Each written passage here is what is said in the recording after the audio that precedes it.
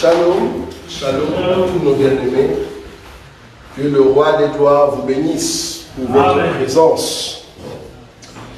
Comme nous le disons toujours, vous êtes à un bon endroit et que la grâce de Dieu vous accompagne. Nous allons prendre la Bible, nous sommes dans le livre de Genèse. Genèse chapitre 6. Genèse chapitre 6. Nous continuons notre enseignement sur la marche de l'Église. Genèse 6.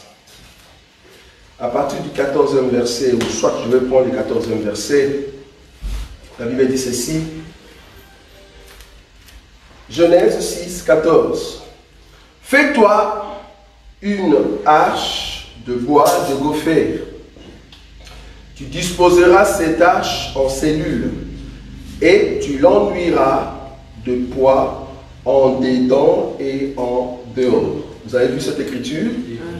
Éphésiens chapitre 4. Éphésiens chapitre 4.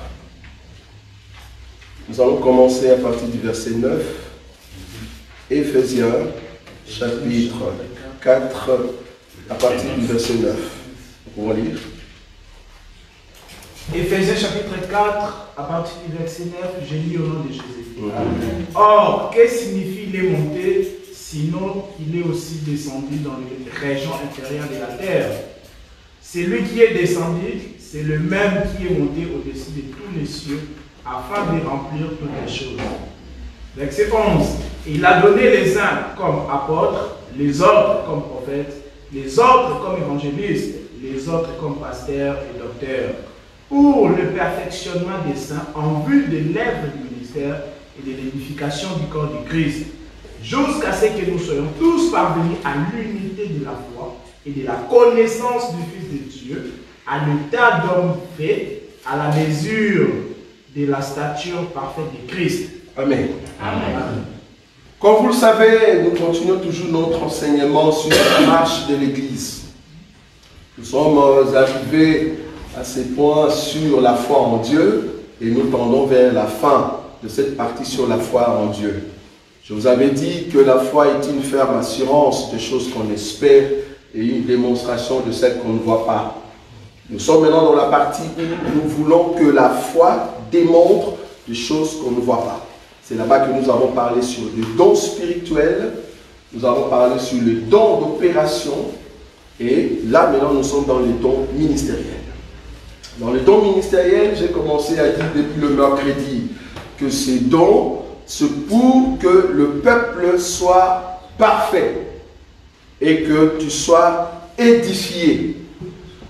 Le don ministériel, c'est pour que toi qui es l'enfant de Dieu, qui était dans le monde, le ministère doit d'abord te localiser là où tu es par le biais de l'enseignement. Quand l'homme de Dieu par n'importe quelle grâce ministérielle qui s'opère dans sa vie, tu dois être attiré par la parole de Dieu. En d'autres termes, j'ai donné l'exemple de Noé. Donc tu dois être coupé de ton environnement. Tu dois sortir de là et entrer dans une autre vie. Cette vie, c'est la vie en Christ et Jésus. Je dis encore que le ministère, normalement, c'est la main de Dieu et cette main n'a rien d'autre que les 5 doigts. C'est-à-dire, ça s'opère par le biais de 5 ministères. Et c'est le ministère qu'on vient de citer tout à l'heure. Et aujourd'hui, je voulais juste vous montrer l'impact, en fait, de cette grâce ministérielle dans vos vies. Parce que le vendredi passé, j'ai touché une écriture que beaucoup peut-être n'ont pas pu l'expliquer comme il faut. Quand la Bible dit, Dieu a placé premièrement les apôtres, deuxièmement le prophète, le docteur, évangéliste, ceux qui ont la grâce de miracle. Il y a d'autres qui sont partis plus loin pour dire, si on fait la considération. C'est-à-dire Dieu voulait considérer d'abord les apôtres. Non, si tel est le cas, alors Apocalypse va se contredire. Parce que quand on parle de l'Apocalypse, on nous montre la maison qui a été construite. Cette maison a la même dimension. C'est ce qu'on a dit le vendredi. La même dimension, que ce soit dans sa largeur, que ce soit dans sa longueur, que ce soit dans son hauteur. Donc cette maison doit avoir la même dimension. Le problème est que, quel est le ministère qui t'a attiré du monde et que tu es venu en Christ? Et là maintenant, Dieu te forme pour te donner une place. Quel est le Saint-Esprit qui te soude pour que nous soyons dans la communion du Saint-Esprit? Donc c'est dans ce sens-là qu'il faut voir le service que Dieu a placé pour nous, pour t'attirer afin que tu sois parfait. Donc, dans nos vies, vouloir ou pas, il y a toujours un enseignement, une parole apostolique, c'est ça que j'ai dit le vendredi, une parole, un enseignement apostolique qui t'a convaincu de quitter le monde. Ça doit être cet enseignement-là apostolique. Parce qu'un apôtre a la grâce d'aller dans un milieu et repérer ce que nous avons appelé Gopher, c'est-à-dire les enfants des dieux qui ont été prédestinés par Dieu afin de retrouver l'enseignement. Étant Gopher, bien que tu es dans la forêt, il faut que Noé vienne pour te repérer. Mais Noé a la connaissance de savoir que ça, c'est les Gophers. Donc, un apôtre a la grâce, ou l'enseignement apostolique, a la grâce de repérer les enfants des dieux, même dans le milieu de païens. Pourquoi? Parce que tu viens du ciel, tu as le son du ciel. Quand on va prêcher dans le milieu païen, tu vas dire ça, c'est notre nourriture. Ça, c'est notre parole. Je dois accepter, je dois prendre cette parole. Ça s'appelle un enseignement apostolique. C'est-à-dire que tu as quitté le milieu ou l'environnement où tu étais dans le monde. Maintenant, l'évangéliste, ou soit aussi l'apôtre, va te démontrer la puissance de cet homme de Galilée. Par le biais de miracles, par le biais de signes. Donc si seulement tu as accepté un miracle dans ta vie, ou si tu as déjà vécu un grand miracle dans ta vie, je me te dis, le signe en question, c'est un signe évangélique. Un signe qui te convainc que Jésus, à tout prix, il est toujours là pour me secourir. Ça, c'est en fait l'impact de l'évangélisme. Là où il y a la parole de Dieu et un miracle qui s'opère dans nos vies, c'est Dieu qui vient pour te dire, voilà, je suis capable de tout faire. Ça, c'est la puissance évangélique. Mais cependant, quand tu entres, tu vas remarquer que l'apôtre et l'évangéliste, c'est un travail du dehors. Un travail pour aller chercher, en fait, au milieu de païens, rechercher Gopher, c'est-à-dire au milieu des arbres. Et quand on trouve les Gophers, comme je dis le vendredi, on va couper ces Gophers et l'amener quelque part pour commencer à donner la forme. Dans d'autres termes, dans la Bible, on a dit carrière, on l'a appelé carrière. C'est-à-dire, on prend la pierre, il faut qu'on l'amène quelque part dans la carrière où on va commencer à donner la forme à la pierre. Pourquoi? Parce que la pierre va servir pour l'édifice. Est-ce que vous voyez ça? Donc, il faut qu'on te trouve, on te localise, on t'amène quelque part, on commence à te donner la forme. Or, la forme qu'on doit te donner, ça ne sera plus dans les dehors. Le dehors, c'était dans la forêt. Ça, c'est l'œuvre d'un évangéliste et d'un apôtre. On t'amène maintenant là où tu dois maintenant recevoir les dedans. C'est là-bas que j'ai touché le livre, au fait, de Genèse, chapitre 6. Parce qu'avec le même écriture de Genèse, je sais, en fait, marcher par rapport à Israël terrestre et Israël céleste. Parce que les dedans et les dehors, en réalité, le peuple dit dedans. C'est au fait le peuple d'Israël, on le sait. Mais le peuple du dehors, c'était nous que Dieu avait trouvé. Je peux aussi aller plus loin pour parler des dedans par rapport à ton cœur. La vie qui est antérieure de c'est que. Hein, parce que Jésus va dire, je crois, il va dire une parole, il dit, ce n'est pas ce qui sort qui suit l'homme, mais ce qui entre, c'est ça, au fait, qui suit l'homme. Donc, c'est ça, non? Non, c'est pas ce qui entre. C'est pas ce qui entre qui suit l'homme, mais c'est ce qui sort qui suit l'homme. C'est ça, non? Oui. Voilà. Donc, les dedans en question, c'est le secret. Dans les dedans, c'est là-bas qu'on peut nettoyer pour que la personne soit tenue à un état parfait. Et les dehors, c'est au fait la manifestation de ce que nous appelons la doctrine. La doctrine, c'est quoi? Je dois manifester extérieurement la doctrine. Quand la Bible dit, par exemple, tu vas t'habiller pudeur, décence et modestie, ce n'est pas à l'intérieur, c'est à l'extérieur. Donc, il y a l'œuvre du dehors et l'œuvre du dedans. Donc, un enfant de Dieu, ce n'est pas seulement les dedans. Amen. Pourquoi je dis ça? Parce qu'il y a quelqu'un qui nous a dit, Dieu ne regarde que le cœur. Il ne regarde pas le dehors. Donc évitez de nous amener dans vos enseignements, soi-disant, un frère ne peut pas tresser les cheveux. Il est parti trop loin, ces messieurs. Un frère peut tresser les cheveux, un frère peut porter des bijoux, un frère peut tout faire. Nous avons dit non. Quand les dedans est converti, vouloir ou pas, l'extérieur va être converti. Pourquoi? Parce que les dedans va refléter dans le dehors. quand tu es touché, même quand tu as un problème, remarquez, hein, tu es dans la joie. Pourquoi tu es dans la joie? C'est parce que tu as un message qu'on t'a donné qui te donne cette joie. Tu es triste parce que tu as reçu un message dans ton cœur qui te rend triste. La tristesse, c'est à l'extérieur, mais les messages restent à l'intérieur. Est-ce que vous voyez ça? Donc, les dédons affectent, vouloir ou pas, l'extérieur. Donc, l'apôtre et l'évangéliste vont amener le peuple qui était, au fait, du dehors, ou bien amener le peuple qui était, au fait, le peuple qui était en dehors de la maison pour le faire entrer dans la bergère. Vous voyez ça? Toi et moi, nous avons été trouvés par Dieu parce qu'un enseignement apostolique, un enseignement évangélique nous a été donné. Et c'est comme ça que nous sommes venus. Maintenant, dans la maison, il faut qu'on nous montre maintenant qui est ce Dieu. Le qui est ce Dieu, nous sommes obligés de comprendre le Dieu dans sa largesse. Et c'est là-bas que tout ce que Dieu a dit, le prophète nous amène cela. Et les docteurs, qu'est-ce qu'il fait? Il prend la même parole, il essaye de bien expliquer la chose. Amen. Et l'amour de Dieu qui règne au milieu de nous, pour que tu sois parfait, ça c'est les pasteurs qui touchent un peu tout. Vous voyez? Parce qu'il est au centre. C'est ce qu'on a dit le vendredi. Mais aujourd'hui, je voulais parler plutôt de l'impact de deux ministères, parce que cela doit te rassurer pourquoi tu es ici.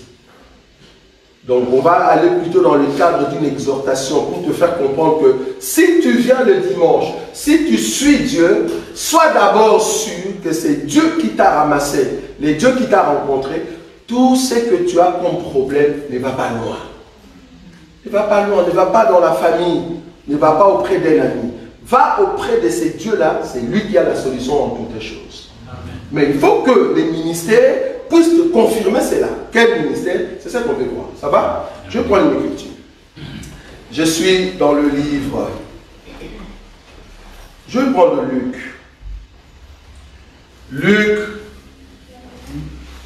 Luc chapitre 9. Frère Roland. Luc chapitre 9. Le verset 1er jusqu'à 2 et le verset 6. Luc chapitre 9, à partir du premier verset, j'ai lu au nom de Jésus. Oui. Amen. Jésus ayant assemblé les 12, leur donna la force et le pouvoir sur tous les démons, avec la puissance de guérir les maladies. Les envoya prêcher le royaume de Dieu et guérir les malades. Le verset 6. Le verset 6. Ils partirent et ils allèrent de village en village, annonçant la bonne nouvelle et opérant partout des guérisons. Est-ce que vous avez vu cette écriture? Ici, on parle des apôtres. Tu ne peux pas venir à Dieu si Dieu ne t'a pas rencontré personnellement. Tu peux venir à Dieu par un conseil. Mais tu vas voir que le conseil qu'on t'a donné, soi-disant que nous on prie quelque part à Bruxelles, est-ce que tu peux venir? C'est bien. Mais le jour où Dieu va te rencontrer personnellement, personne ne viendra te dire viens à l'église. Pourquoi? Parce que le Dieu lui-même va amener un miracle dans ta vie. Si tu n'as jamais rencontré un miracle, tu ne seras pas rassuré de l'efficacité de cet homme de Galilée. Amen. Si nous sommes là, nous autres, nous continuons, parce qu'en réalité, on pouvait être dans nos affaires, comme tout homme. Mais si nous sommes là, c'est parce que je me dis, je rencontrais cet homme personnellement. Je ne parlais pas de l'évangélisation où on dit, qui veut recevoir Jésus? Et puis tu vois les gens dire, moi. Et puis la personne vient. Non, ici je parle de l'enseignement apostolique. La Bible dit que Jésus a donné dans la vie des apôtres le pouvoir. Je souligne ces mots-là. Un apôtre qui n'est pas puissant. Je sais que vous n'allez pas aimer ça. Un apôtre qui n'est pas puissant, on se dit tu es apôtre en quoi? J'ai entendu une personne dire ah, on est apôtre parce que nous on doit seulement faire asseoir la doctrine. Je dis non, non, non, non, non. Dans la Bible, suivez bien en tout cas les apôtres. Tu as ces côtés de la bonne nouvelle, mais obligatoirement Dieu doit rajouter Amen. Le pouvoir, la puissance. Parce qu'un apôtre, il joue comme un rôle d'un évangéliste. Amen. Et puis beaucoup fuient le ministère évangélique parce qu'ils savent que je ne suis pas puissant. Je ne sais pas prier ou chasser les démons. Parce que je dis ici, les dons, ce sont des choses que tu ne vois pas. Tu dois démontrer Dieu. Un évangéliste, il démontre la puissance de Dieu sans pour autant faire un effort. C'est quelque chose qui est en lui. Et un apôtre, c'est la même chose. Tu ne peux pas être un apôtre si tu n'es pas puissant. Parce que ce que tu donnes comme doctrine, ça aussi, même un président de la République, s'il étudie très bien, parce qu'il y a d'autres qui ont étudié les 4 lois spirituelles. Un petit livre, boum, petit comme ça. 4 lois spirituelles. J'ai vu des gens, ils ont appris cela et ils ont commencé à prêcher. Et puis c'est dit évangéliste, 4 lois spirituelles. Pourquoi pas 5, pourquoi pas 7? Donc on comprend que ces gens-là, ils ont appris les livres juste pour gagner la dame, tu vois. Mais un apôtre, bibliquement parlant, tu dois être doté de la puissance. C'est-à-dire, quand tu viens m'annoncer Jésus, prouve-moi que je ne peux pas rester chez les magiciens. Prouve-moi. Prouve-moi que mon oncle qui nous avait craché dessus, l'oncle en question qui nous a dit, asseyez-vous, vous êtes mes nièces, moi je vous crache dessus, vous irez de l'avant. Bien que c'est une sorcellerie, maintenant toi un apôtre, quand tu arrives, tu dis que ça, c'est pas Dieu. Mais il faut me prouver. Toi tu es apôtre par rapport à quoi? Non, moi c'est la doctrine. Tu vois, moi si je tape très fort sur la... C'est pas ça l'apostolat. Remarquez, je prends encore une autre écriture. Je peux même donner 3, mais j'en ai plusieurs pour te montrer qu'un apôtre, son enseignement est lié directement à la puissance. Amen. Sans la puissance, oublie. Oublie. Je prends acte. On va voir maintenant, comme on dit, les actes des apôtres. On va voir maintenant les actes des apôtres. Ça va, hein? Ok. Acte, frère Roland. Acte des apôtres, chapitre 2. Actes des apôtres, chapitre 2. Le verset 37. Actes des apôtres, chapitre 2, le verset 37. Oui. Au nom de Jésus. Amen. Après avoir entendu ce discours, oui, ils eurent le cœur vivement touché. Oui. Et ils dirent à Pierre et aux autres apôtres, oui, hommes frères, que ferons-nous? Pierre leur dit, répentez-vous et que chacun de vous soit baptisé au nom de Jésus. Ça c'est la bonne nouvelle, on est d'accord? Amen. Ça c'est la bonne nouvelle. Ok. Voilà. Ces gens-là, ils ont posé la question, pourquoi? Parce qu'ils ont vu le Pierre parler en langue. Ok. Qu'est-ce que Pierre va dire? Ben répentez-vous, parce que vous avez écouté l'enseignement où la parole que je viens de prononcer, la bonne nouvelle. Un apôtre amène toujours la bonne nouvelle, c'est-à-dire l'évangile. Un évangéliste amène la bonne nouvelle comme un apôtre. Donc la bonne nouvelle, ils ont accepté. Ok. Est-ce qu'ils se sont limités par là? Non. Le verset maintenant, 42, remarquez. Verset 42. Acte chapitre 2, le verset 42. Il dit ceci. Il persévérait dans l'enseignement des apôtres. Oui. Dans la communion fraternelle. Oui. Dans la fraction du pain. Oui. Et dans les prières. 43. La crainte s'emparait de chacun. Pourquoi? Et il se faisait beaucoup de prodiges et de miracles par les apôtres. Est-ce que vous avez vu ça? Amen. Pour avoir la crainte de Dieu, soit disons que ton Dieu, notre Dieu est puissant, il faut me montrer que ton Dieu là est plus puissant que mon oncle. Amen. Sinon, comment je vais croire à ton Dieu? Quel est l'impact de ton Dieu? Parce que mon oncle, je l'ai vu moi-même, quand il a pris son pagne rouge, il a fait ça et j'ai vu le feu sortir. Maintenant, toi, l'apôtre, qu'est-ce que toi tu me montres pour croire à ton Dieu? Pour que la crainte vienne dans mon cœur et croire à ton Dieu. Je te dis, tu ne viendras pas en Dieu étant donné que tu n'as pas rencontré Dieu personnellement. Amen. Sinon, tu vas croire encore au monde. Parce que si aujourd'hui tu t'attends encore, c'est parce que tu ne l'as pas encore rencontré. Le jour où tu vas rencontrer le Seigneur, je te dis, toi-même tu vas dire, fini. J'abandonne quand j'ai reçu le témoignage de mon frère Patrick. Ah, c'est un témoignage terrible. Quand Dieu l'a rencontré véritablement, c'est fini, il a dit non, fini. Je crains, j'ai peur. Je me dis, peut-être je vais mourir, donc je dois rester ici. Parce qu'il a rencontré personnellement Dieu. Mais si tu ne le rencontres pas, ça sera des nouvelles de gens qui te parlent, soit disant de Jésus est bon. Ça c'est la bonne nouvelle, Jésus sauve. Ça c'est la bonne nouvelle. Mais la crainte de Dieu tu l'auras si tu rencontres un apôtre L'apostolat vient pour te convaincre. Vouloir ou pas, sors du milieu là où tu es, viens à Christ Jésus. Amen. Remarquez, on continue. Chapitre 4, acte toujours. Acte des apôtres, chapitre 4. Chapitre 4. Le verset 33. L'apostolat est lié au miracle.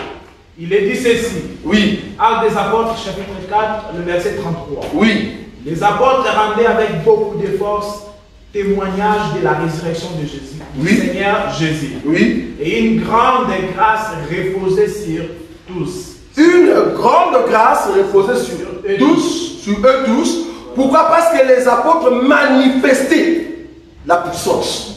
Amen. La puissance, ce n'est pas seulement la bonne nouvelle. La bonne nouvelle, c'est une information que tu me donnes, soit disant que j'étais ignorant de ne pas savoir que je venais du ciel et que je dois rentrer au ciel. Mais pour que cette information soit solide, ça doit être accompagné d'un coup. C'est ce que j'avais appelé le coup de machette que Noé doit couper les gophers. Est-ce que vous voyez ça? Les gophers est dans la forêt. Il est bien. Entouré de ses amis, autres arbres, manguiers, cocotiers. Ah, on est bien, on danse dans la boîte. Allez, on y va. Vos quartiers, viens. Ils sont très bien. Mais là, toi, l'apôtre Noé, tu viens pour me prendre, moi qui suis gopher. Tu ne vas pas m'arracher avec la main. Il te faut un coup. Si tu n'as pas, au fait, l'arche pour couper cet arbre, comment je vais participer dans l'arche? Donc, j'ai besoin d'un miracle. Vous voyez? J'ai besoin d'un coup. L'apostolat vient avec un coup. Malheureusement, nous avons des apôtres aujourd'hui qui n'ont pas la force de donner un coup. On s'est dit, tu es apôtre en quoi? Il te faut une force pour couper l'arbre. Et nous voyons des apôtres ministériels. Je ne parle pas d'une grâce. Parce que je vous ai dit que chaque église, nous devons avoir les 5 ministères. Une église qui n'a pas le 5 ministères, cette église doit être fermée. Quand j'ai parlé de 5 ministères, je ne voulais pas dire 5 ministres. Amen. C'est ce que j'avais dit la fois passée. 5 ministères veut dire 5 grâces doivent être opérationnelles dans l'église. Jusqu'à ce que le Seigneur puisse susciter d'autres ministres au milieu de nous. Mais il faut que les 5 ministères soient opérationnels. Mais non, le problème est que d'autres se disent apôtres. Mais quand tu regardes leur vie, leur apostolat, c'est base toujours. Frère, il ne faut pas mettre de patron serré. C'est bien, c'est la doctrine. Sœur, il faut être pudeur. C'est bien, c'est la doctrine. Mais pasteur, apôtre, il y a quelqu'un que je veux gagner dans mon quartier. Cet homme aime les choses de Dieu. Mais je ne sens pas qu'il a envie de quitter le monde. Et cet homme est malade. Toi, apôtre, qu'est-ce que tu dis? Parce que tu es apôtre ministériel, vouloir ou pas, tu dois sortir dehors. Parce que ton travail, c'est le dehors. Va exhiber la puissance. Amen. Si tu vois un apôtre qui n'est pas puissant, il est apôtre en quoi? Je peux comprendre si tu as la grâce apostolique de donner des doctrines, tu vois. Ça, c'est une grâce que Dieu t'ajoute. Mais ton ministère, ce n'est pas l'apostolat. Ça, je te comprends. Ton ministère, ce n'est pas l'apostolat. Ça, je peux comprendre. Mais si tu te dis, mon ministère, c'est l'apostolat, vouloir ou pas, on peut venir comme ça, quelqu'un qui a des plaies remplies d'eau, qui coule. Est-ce que vous voyez ça? Quelqu'un qui a un problème avec sa main. Toi, normalement, l'apôtre, quand tu viens annoncer Jésus, tu dois dire, mon Jésus est puissant. Plus que toutes les maladies. Quand tu dis ça, tu es sûr que tu as les dons apostoliques et que quand tu vas toucher la personne, Amen. Nous voyons la plaie séchée. Amen. Ça, maintenant, les gens disent, vous voyez, ils ont peur. Mais pourquoi vous avez peur? C'est parce que vous n'avez pas cette grâce de miracle. Vous n'avez pas cette grâce-là. Toi, la grâce que tu as, c'est lire la Bible et dire aux gens, il ne faut pas mettre des bijoux. Tu vois, toi, tu te limites à là, apôtre. Ton apostolat, c'est seulement la doctrine. Non. Un vrai apôtre, il y a deux.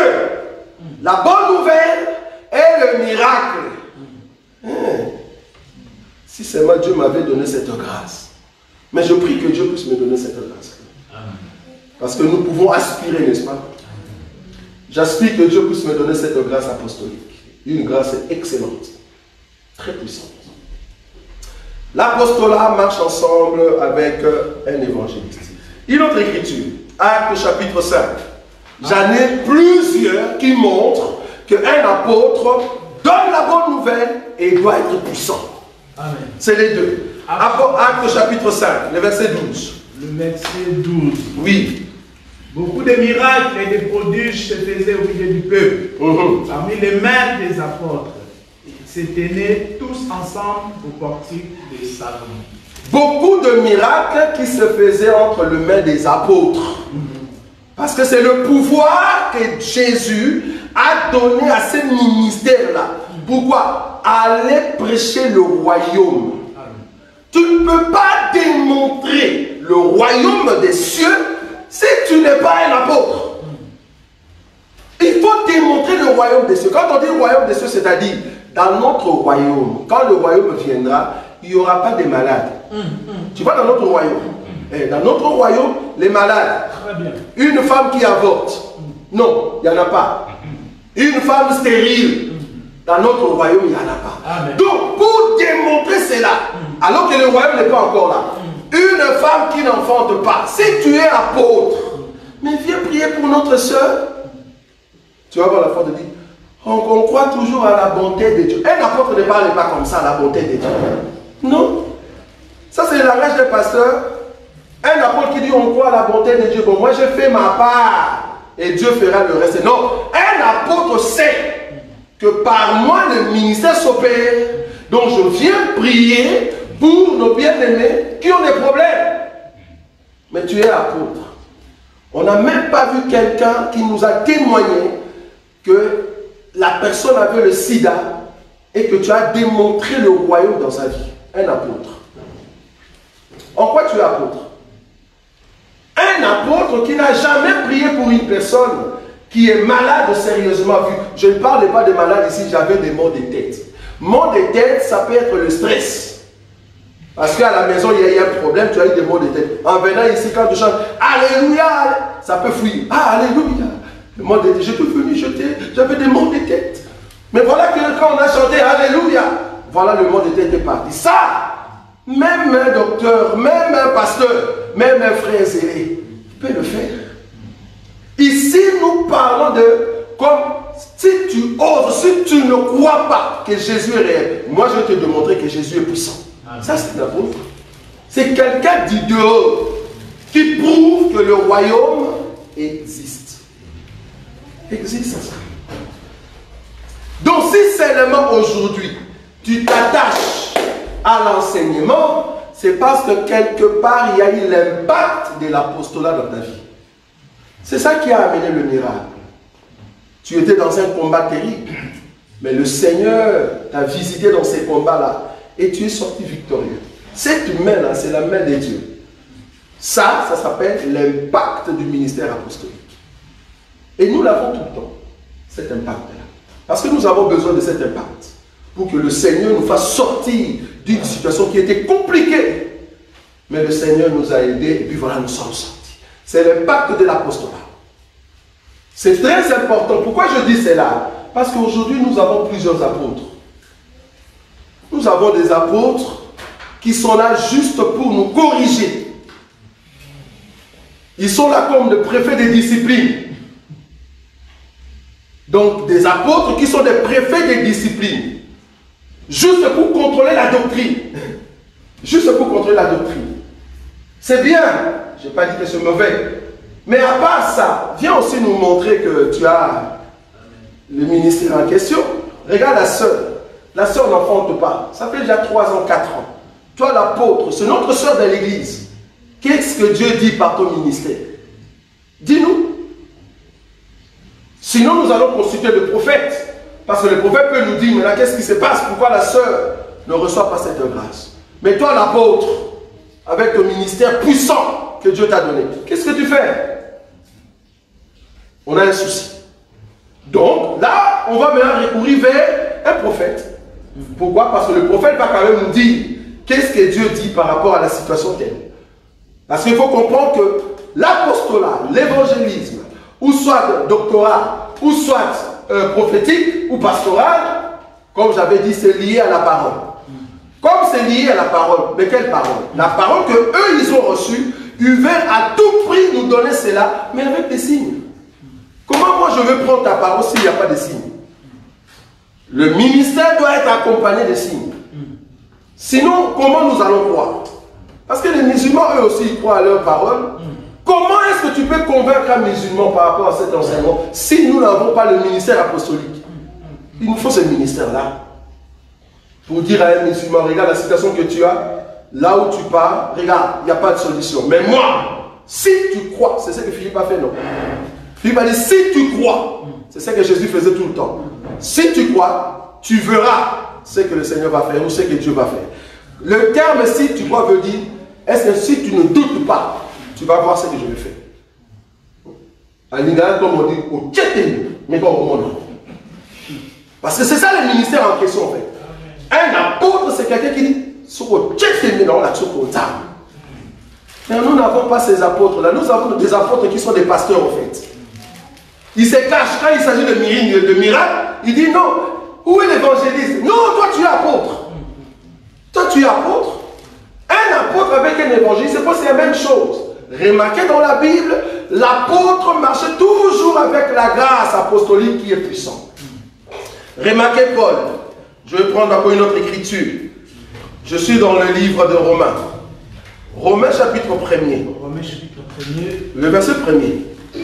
Il dit ceci. Oui. Paul, serviteur de Jésus-Christ, oui, appelé à être apôtre, mis à part pour annoncer l'évangile de Dieu, oui, qui avait été promis auparavant de la part de Dieu par ses prophètes dans les Saintes Écritures, et qui concerne son fils, né de la postérité de David selon la chair, verset 4, et déclaré fils de Dieu avec puissance, selon l'esprit de la sainteté, par sa résurrection d'entre les morts, Jésus-Christ notre Seigneur. Merci. S'il n'y a pas la puissance, comment est-ce que les gens vont croire à l'apôtre Paul? Je me rappelle l'apôtre Paul qui était avec Barnabas. Ils ont fait de miracles terribles. Ça doit être dans Actes chapitre 8. Hein? Oui. C'est ça? Oui, on peut lire ça aussi. Et c'est là-bas que je vais terminer cette partie de l'apôtre. C'est Actes chapitre 8, c'est ça? Quel miracle? Là où Barnabas, c'est combien? Là où ils étaient avec Barnabas. Ah, 14, c'est 14.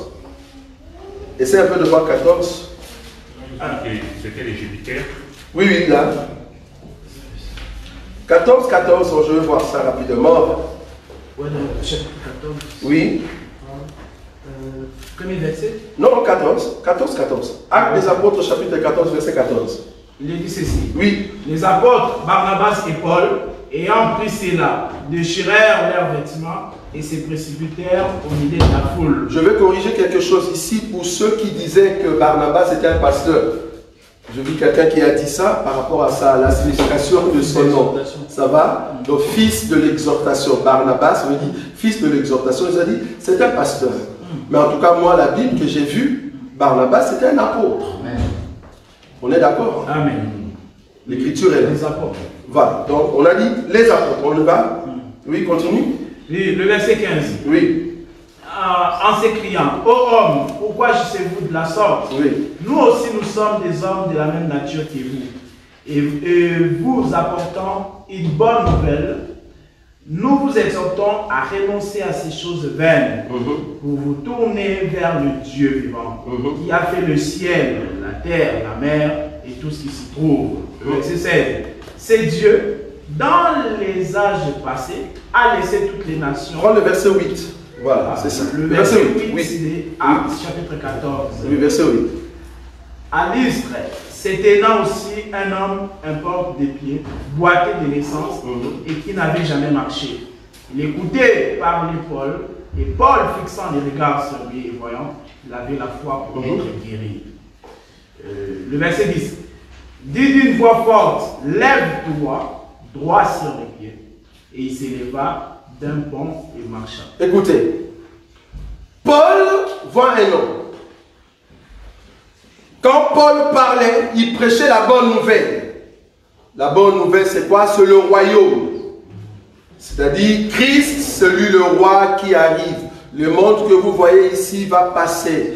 La seule personne qui va être vraie, ça sera Jésus. Il vient avec un royaume puissant. Le royaume de Dieu arrive.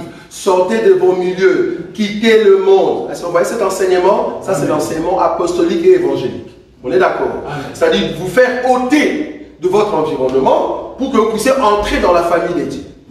Il prêchait pour montrer à ces gens-là, vous devez sortir de vos milieux. Et il y avait un homme qui était là.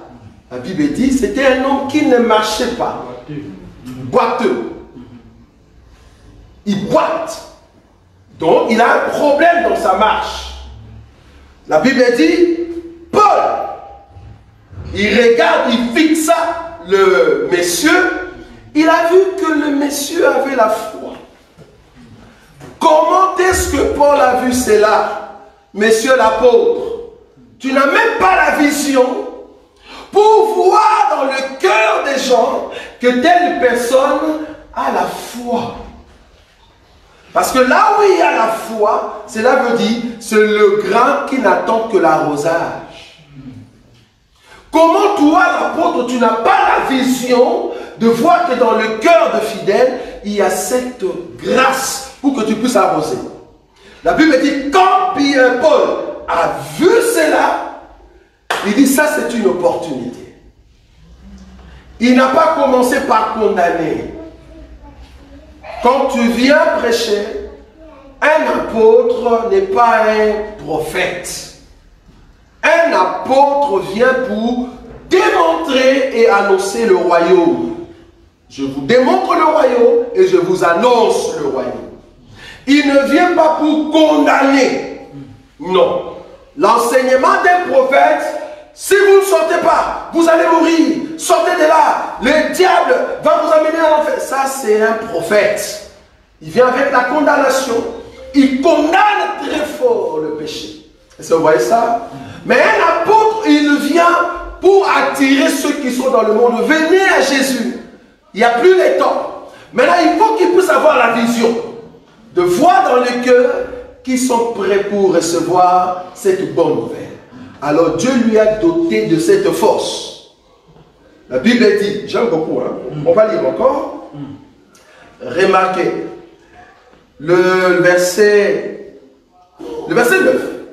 Il écoutait parler Paul, et Paul fixant les regards sur lui, et voyant qu'il avait la foi pour être guéri, dit d'une voix forte, lève-toi droit sur tes pieds. Et il se leva d'un bond et marche. Waouh! Non, soyons sérieux. Ça, c'est parce que tu lis. Supposons que Dieu me donne cette grâce de le faire ici. Beaucoup d'entre vous, ils vont faire sortir leur portable. Remarquez, ça c'est le frère Roger. Ça c'est le frère Roger. Si vous ne savez pas qu'on a un homme de Dieu très puissant en Belgique. Voilà, ça passe directement sur TikTok. Et je crains que les Américains viennent ici. Donc il regarde, messieurs, ce que je dis, je sens que tu vas recevoir la guérison. Alors, lève-toi d'un bond. Et le monsieur a accepté, et puis c'est tout, et puis il marche. Mais dans d'autres versions, on va dire la sorcellerie.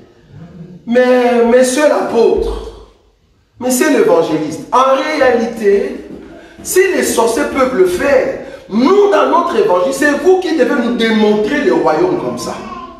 Pourquoi vous ne démontrez pas? Vous venez avec un enseignement de condamnation, mais tu ne nous démontres pas. Qu'est-ce que le royaume? Qu'est-ce que le royaume? Mais quand on essaie avec la grâce apostolique de le faire, on nous condamne, on dit, ah, on ne sait pas, il faut faire attention. Là où les gens reçoivent des guérisons comme ça, peut-être ils ont quelque chose. Bon, j'aime ça parce que si réellement nous savons que nous ne l'avons pas, nous allons continuer pour démontrer la grâce de Dieu. Nous allons le faire. Un apôtre est doté de la puissance. Amen. Amen. Un apôtre est doté de la puissance. Pas seulement la doctrine, mais la puissance. Donc, qu'est-ce que je veux dire par là? L'impact qui fera que tu puisses rester dans les choses de Dieu, c'est parce qu'un jour, il y a eu l'impact apostolique dans ta vie. C'est-à-dire, la main de Dieu t'a rencontré. J'ai vu des gens, il a dit, ou elle a dit, que je suis venu à Jésus parce que j'ai compris que ma vie était presque à la fin. J'allais mourir. J'allais mourir. On était dans un train, et puis le train a fait l'accident. Moi, je suis sorti. Alors que depuis longtemps, on me disait de venir à Jésus. J'ai compris que je ne peux pas laisser ma vie comme telle. Je dois venir à Christ et Jésus. Parce qu'il y a un coup. Tu vois, là, c'est le mal. Au fait, la hache qu'on a coupé, toi qui es, au fait, l'ego fait. On t'enlève de ton milieu avec force. Sors de là et viens à Christ et Jésus. Ça, c'est l'enseignement apostolique. Et nous avons besoin de ça. Nous avons besoin de ça. Nous ne pouvons pas rester un chrétien normal s'il n'y a pas l'impact de Dieu dans nos vies. Nous devons avoir cet impact apostolique. Maintenant, le prophète et le docteur, comme je vous avais dit, parce que l'écriture que j'avais donnée, c'était dans Éphésiens. Là où on parle de la longueur, largeur et profondeur, tout ça. Voilà, Éphésiens chapitre 3. Je dis que l'évangéliste et l'apôtre, leur fonction est presque la même chose, mais la différence est que surtout quand l'apôtre vient marteler sur la doctrine. Mais par contre, maintenant, le prophète et le docteur, le prophète qui va dans la hauteur et que le docteur qui va dans la profondeur, tu peux voir qu'à un moment, le docteur peut parler comme un prophète, le prophète parle comme un docteur. C'est tout à fait normal. Parce que la grâce peut facilement être échangée. Facilement. Mais le prophète ici, il va prendre les Écritures, les paroles, la parole de Dieu. Il ramène cette parole sur terre pour te faire comprendre. C'est Éphésiens 3, c'est ça? Voilà, verset 18. Donc il ramène maintenant cette prophétie.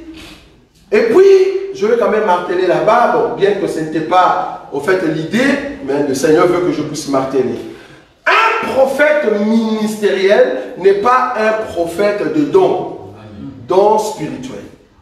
Tu peux avoir les dons de prophétiser sur les gens, mais cela ne fait pas de toi un prophète ministériel, c'est-à-dire tu crées aussi une église.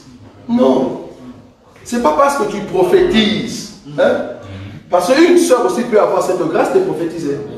Parce que c'est un don spirituel, on avait dit ça. Mais ce n'est pas parce que tu prophétises que tu dois créer une église. Nous avons vu des églises qui ont été créées par une prophétie. Une prophétie. J'ai dormi, le Seigneur m'a dit, voilà le chemin, et je voyais que j'avais une hache. J'ai coupé les herbes et je brûlais. Et puis il y avait à côté des herbes qui étaient vertes. Le Seigneur m'a dit, les herbes que tu coupes, c'est enlever le péché des gens. Et de l'autre côté, les herbes vertes, c'est faire pousser et tu jettes de l'eau. Donc le Seigneur m'appelle dans un ministère de bâti parce que les gens vont avoir de l'eau par rapport à l'enseignement que j'ai. J'ai dit, frère, non. Le ministère prophétique, avec la vision que tu as, tu ne peux pas bâtir une église parce que tu as vu une vision. Ah non, j'étais dans un bus et j'ai vu que dans les bus, il y avait beaucoup de gens. Il y a beaucoup qui voient ça. J'étais dans un bus et il y avait beaucoup de gens derrière moi. Et moi, je conduisais. Donc, le Seigneur m'a dit, je dois créer une église. Frère, tu vas faire un accident avec ces bus-là. Continue. Tu vas faire un accident. On ne crée pas une église parce que tu as vu dans ton songe que tu étais dans un bus. Non. Parce que quand les problèmes viendront, comment tu vas gérer ça? Demande maintenant à Dieu que tu puisses rentrer un peu dans la vision. Demande à Dieu. Maintenant que j'ai les bus, il y a des problèmes, il n'y a pas de tickets. Comment les gens vont payer? On crée, ou soit on commence une église parce que tu as l'appel ministériel. Et j'avais dit ici que nous avons compris que pour être ministre, il faut d'abord être un bon disciple. Amen. Tu ne peux pas être ministre si tu n'es pas un bon disciple. Amen. Or, un bon disciple, selon Actes chapitre 6, tu dois avoir un bon témoignage, tu dois être rempli du Saint-Esprit et tu dois avoir la sagesse. Ça, c'est la qualité d'un bon disciple. Si tu as ça, c'est très bien. Le 3 ensemble. Pas seulement un élément. Et ce n'est qu'après, nous pouvons maintenant rajouter ce qui est l'enseignement et la prière. Ça, c'est maintenant un ministre accompli. Le 5 éléments marchent ensemble. Parce qu'on a fait ces erreurs de voir que le côté enseignement, c'est-à-dire le frère prêche bien. On a vu seulement le côté prière. Le frère prie bien. Il amène les gens dans la prière. Donc, c'est un ministre. Ah, le frère, il modère bien. Quand il modère, je sens les cheveux. Je sens de chair de poule. Alléluia. Donc, c'est un ministre. Non. Il y a 5 éléments qui font de toi un ministre. Témoignage. Quand on dit témoignage, je viendrai dans ta maison si tu es marié. Parce que la seule personne qui te connaît mieux, c'est ta femme. Si déjà ta femme a un problème pour ton témoignage, nous maintenant l'église, tu as déjà un sérieux problème avec ta femme. Une personne seulement, dans ta maison, tu ne sais pas gérer cette personne-là, mais tu veux gérer des mamans et des papas comme ça. Ça va pas. Ça va pas. Dieu te donne, ça va une personne. Une femme, c'est une entité. Elle a des caprices. Elle peut se réveiller comme ça. Son tempérament change. Non, ne me touche pas. Oh, mais qu'est-ce qui ne va pas? Rien du tout. Maintenant, toi, si tu es ministre, gère cette femme-là. Tu vas voir que je suis l'autorité. C'est moi qui est homme, tu vois. On comprend que tu n'as pas encore compris le corps. Et ton Dieu maintenant va te donner des mamans et des papas comme ça, que tu dois gérer. Tu dis, non, ça c'est le problème de l'église, c'est différent par rapport à la maison. Non, si tu sais gérer ta maison, alors tu vas gérer l'église. Tu vas gérer l'église. Donc le prophète va prendre le prophétique. Il amène pour expliquer au peuple. Alors le docteur va entrer dans la profondeur pour expliquer cela. Je dis ici qu'un prophète, si tu n'as que le don prophétique, tu ne peux pas créer une église. Et un prophète ministériel, que je vais marteler. Beaucoup n'aiment pas ça. Mais je vais quand même marteler parce que je vais marteler sur l'apôtre. Si tu es un prophète ministériel et que tu n'as jamais prophétisé, quand on dit prophétiser, ça dit, frère, Dieu me dit dans 1, 2, 3, 4 semaines, il y a une grâce excellente. La grâce en question sera ça et ça et ça et ça. Un prophète ministériel, si tu n'as pas ces dons-là, assieds-toi. Assieds-toi. Tais-toi. Tu es prophète par quoi? Tu ne prophétises pas. Toi, tu dis prophétiser veut dire expliquer les prophéties. Pourquoi vous courez toujours côté parole? Ça, tout le monde peut l'apprendre. Mais il faut aller du côté don. Démonstration de celle qu'on ne voit pas. Toi, tu es prophète. Un prophète qui n'a jamais prophétisé. Donc, c'est-à-dire quand on regarde ton église, tu n'as jamais prophétisé. Dans 3 semaines, je vois une grâce venant de la Finlande. Je vois une personne qui vient de la Finlande. Il s'appelle Monsieur Vanderbeach. Waouh, tu as même les noms du monsieur. Si je le fais ici, il y a quelque chose dans la langue. Non, le prophétique. On doit aller là-bas. Si tu es prophète, prophétise. Pas seulement l'explication des Écritures, les dons. Amen. Les dons. Parce que quand nous faisons la différence entre les dons de la prophétie et le ministère prophétique, le ministère prophétique s'accorde avec l'enseignement prophétique. On est d'accord. Mais cependant, tu ne peux pas manquer les dons de la prophétie. Amen. Toi, tu es prophète, tu n'as pas un don prophétique.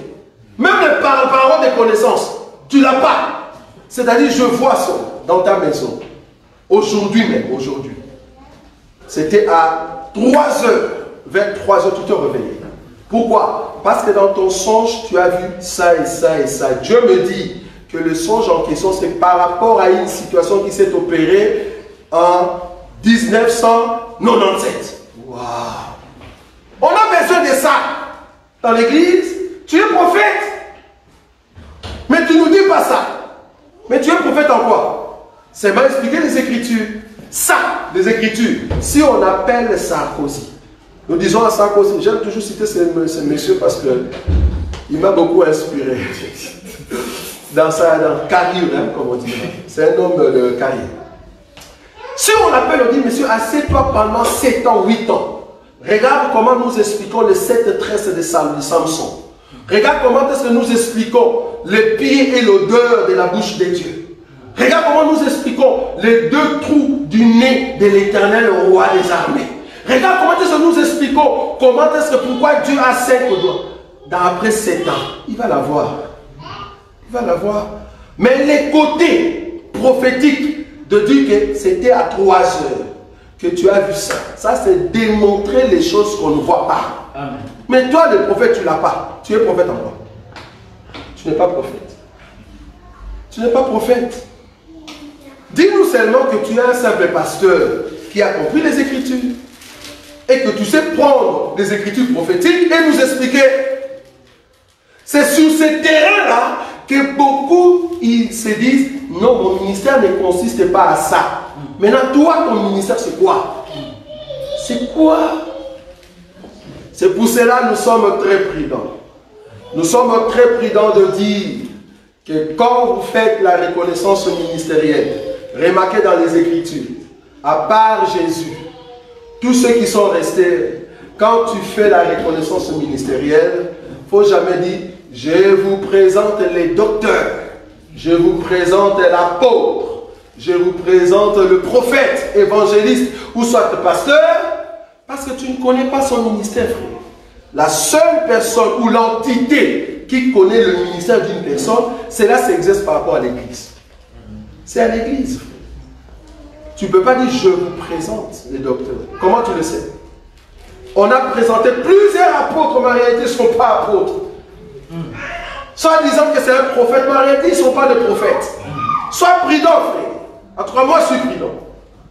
En aucun jour, je ferai la reconnaissance ministérielle. Je vous dis, je vous présente tel homme qui est tel ministre ou tel ministère. Non, c'est l'église qui doit découvrir qu'est-ce que vous avez. C'est à l'église. Si tu es un bon mari, on ne va pas demander à tout le monde ou à tes amis parce que tu leur donnes de l'argent. Et puis ton ami arrive et dit, voilà un bon homme, un bon mari. Non, demande à la femme. Demande à la femme si ce monsieur-là est bon. Parce que nous avons des hommes qui sont des bons frères, mais des mauvais maris. Bon, il est très bon. Si tu as besoin de quelque chose, il te donne. Mais va demander à sa femme, est-ce que les messieurs te donnent? Non, pour demander, je dois gêner. Je dois jeûner. Est-ce que vous voyez ça? Mais dehors, c'est bon. Hein? Dehors, c'est un kidnappé kaba. C'est un kidnappé qui kaba. Facilement. Mais à la maison, caché. Il donne. La femme ne connaît même pas le code de la carte. Vous imaginez? La femme ne connaît pas le code de la carte bancaire. Plus grave encore, la femme ne connaît pas le code pour ouvrir ton téléphone. C'est grave. Donc on pensait que c'était ton doigt ici qu'on doit mettre pour que le téléphone s'ouvre. Mais tu as mis les doigts de pied. Mais tu es terrible. Tu es terrible. Donc on comprend. On comprend que tu gères très mal à la maison, mais tu veux nous montrer dehors que je suis bon. Non, ça c'est pas un ministre. Un ministre c'est par rapport à la femme. C'est par rapport à la femme. La femme, c'est l'église. Donc, un prophète doit avoir les dons des prophéties. Sinon, tu n'es pas un prophète. Et un prophète qui se dit prophète, qui n'a que les dons de la prophétie, mais qui n'a pas l'explication de la prophétie biblique, assieds-toi, frère. Amen. Assieds-toi. Tu es juste notre informateur des choses du ciel. Assieds-toi, frère. Mais les choses de la Bible, n'ose pas. Parce que tu ne sais pas expliquer. Sinon, on va te demander, voilà, maintenant, on nous dit ici, il y a 10 pieds. Les pieds étaient mélangés avec le fer et l'argile. Comme tu ne connais pas, tu vas sur Google. S'il te plaît, aide-moi. Google. Voilà. Google va t'aider parce que tu n'as pas la prophétie. Et tu ne sauras pas poser. Tu ne sais pas poser, comme on dit, les 70 semaines des derniers. Nous, ici, les 70 semaines des derniers, c'est des biscuits. Nous, ici, des biscuits. Tout l'enseignement est basé là-bas. On le voit très bien. Quand est-ce que ça va s'opérer? Mais toi, un prophète, tu as un problème de nous montrer cela. Tu vas sur Google. quelque part, tu n'es pas prophète. Tu as les dons de la prophétie. Nous disons Amen. C'est comme toutes nos sœurs. Une sœur qui voit des visions, qui voit des choses, cette sœur a la grâce de dons prophétiques. Et nous les croyons. Mais ministériel, non. Ce n'est pas possible. Parce que tu dois encore expliquer les prophéties de la Bible. Toutes les prophéties de la Bible. Très important. Il faut qu'à un moment qu'on vienne te dire, monsieur le prophète, dis-nous, quel a été l'habit que Dieu a cousu pour Adam? Là maintenant, tu entres sur Genèse, tu vas jusqu'à Apocalypse, tu ne vas pas trouver. Il faut maintenant aller demander Dieu dans le ciel, Seigneur, qu'est-ce que tu as fait avec Adam? C'était quoi? Une culotte, pantalon, robe ou palme? Si on te posait cette question, mais nous on a la réponse. Amen. Et je ne peux pas les donner maintenant. Tu dois connaître ça, pourquoi? Parce que tu es un prophète. Un prophète, c'est la personne qui dort avec Dieu. Tu vois tout ce que Dieu fait dans ses pensées et tu sais dire au peuple de Dieu. Voilà ce que Dieu a fait. S'il a fait ça, c'était pour ça. Parce que dans la prophétie, nous disons que l'arbre de la connaissance du bien et du mal n'avait qu'un fruit. Ah, ça c'est grave. Donc un arbre qui n'a qu'un seul fruit. Allez maintenant chercher dans la Bible si tu vas trouver un arbre qui n'a qu'un seul fruit. Ça c'est dans la révélation. Parce que nous savons monter et descendre avec la nourriture pour vous expliquer le pourquoi. Vous voyez ça? Cet arbre n'avait qu'un seul fruit. Et comme Ève l'avait coupé et qu'elle a donné à Adam, cet arbre n'avait plus de fruits. C'est pour ça que quand Jésus est venu, il a regardé l'arbre en question. Tu n'as pas de fruits. Ah, je t'ai maudit. Ben oui, tu n'as pas de fruits. Parce que l'arbre en question était coupé. Depuis qu'on l'avait coupé, cet arbre n'a plus poussé. Bon, là, tu te dis, qu'est-ce qu'il dit? Ah, voilà. C'est ça, maintenant, le ministère. Quand on aura le temps, on peut toujours l'expliquer. Donc, un prophète doit prendre, en fait, la parole prophétique et l'expliquer, et en même temps, il doit avoir les dons prophétiques. Très important.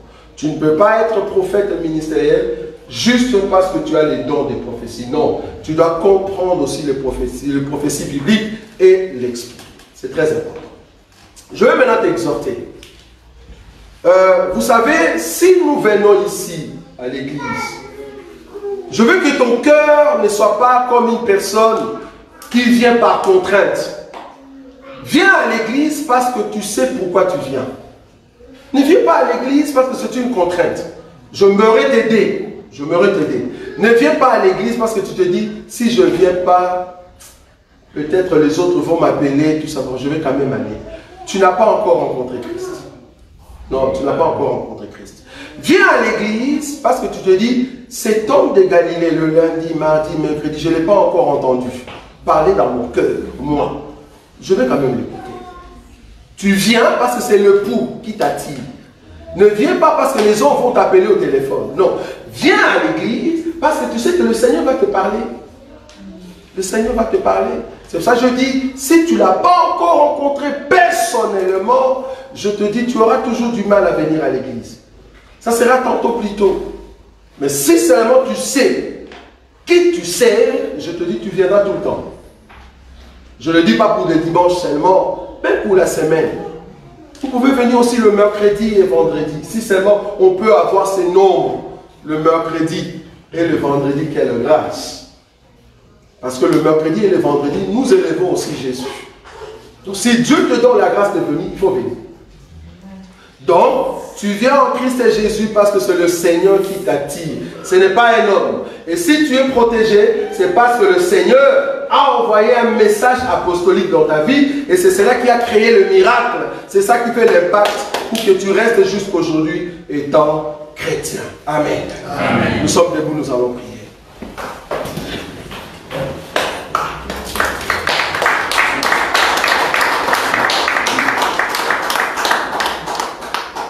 Right.